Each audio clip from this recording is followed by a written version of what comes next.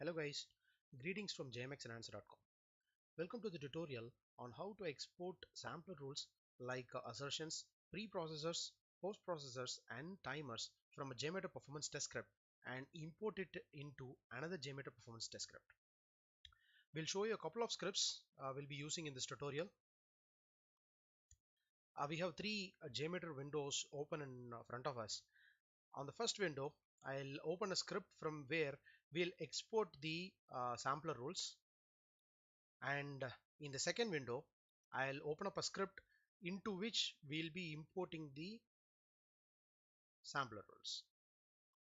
So you can clearly see the difference between the transaction names in both the scripts, right? So finally, after we have imported the sampler rules, we'll open the final JMX in the last JMeter window so that we can clearly see the differences, right? I'll expand them all, and you can see like the first script contains a lot of assertions, a regular expression extractor, JSR223 preprocessor, timers and extractors as well that are already defined at the sampler level, right? So on the second script I'm just going to expand them all, and you can see like the second script is fresh. It has been re-recorded, and it does not have any of the sampler rules defined in the second script. So let's quickly go to the tool and check how this can be accomplished. So you'll have to launch jmexenhancer.com, and you'll have to go to the menu and navigate to the port page. All you need is a valid JMX file, and you can either export the rules, and then after exporting the rules you can import the same. So I'm just gonna select the first script that I showed you, script to export.jmx, and I'm just selecting the export sampler rules option that will export the assertions, preprocessors, postprocessors and timers to a SAR file. SAR file, we mean it is sampler rules file. That's what we call it.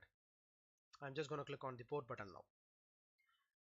So we can see like it has downloaded a file with an extension .sar. We'll quickly navigate to that particular file and see how it looks like. So this is the skeleton of the exported SAR file.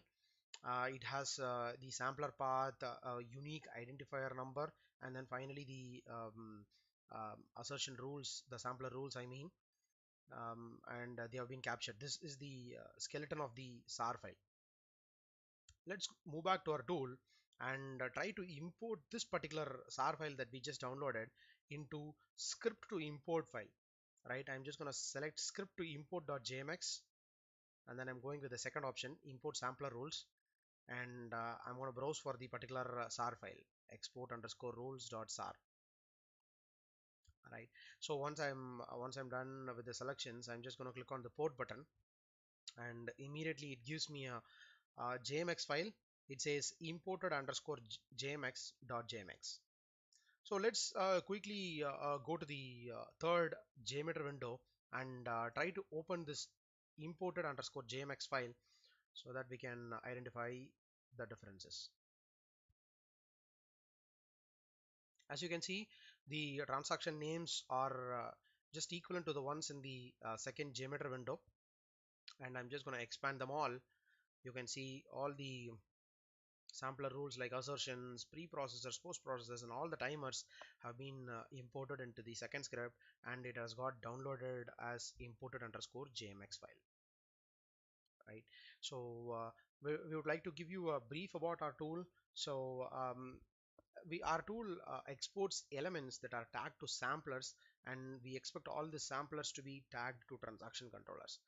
We have set a limitation in our tool to support a maximum of 99 transaction controllers, and each transaction controller containing a maximum of 99 identical samplers in each of this, right? So we hope that our tool will be helpful to many of you. Please refer us to your colleagues and friends. If at all, if you have any queries, please do write to us. We have a contact section where you can send us your queries, and we shall get back to you as soon as possible. Thanks for watching this video. Have a nice day.